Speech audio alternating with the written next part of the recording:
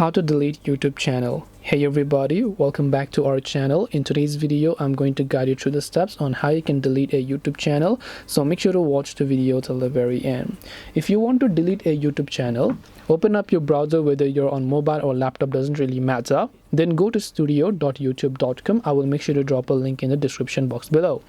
Once you go to studio.youtube.com, make sure that you are logged into the correct account that you want to delete, which is a YouTube channel, by the way, not account.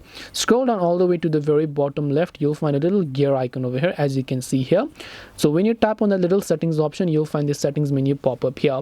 Now under the settings menu, you'll find another option called channel. When you select channel, on the right hand side, you'll find basic info and advanced settings. So go to advanced settings.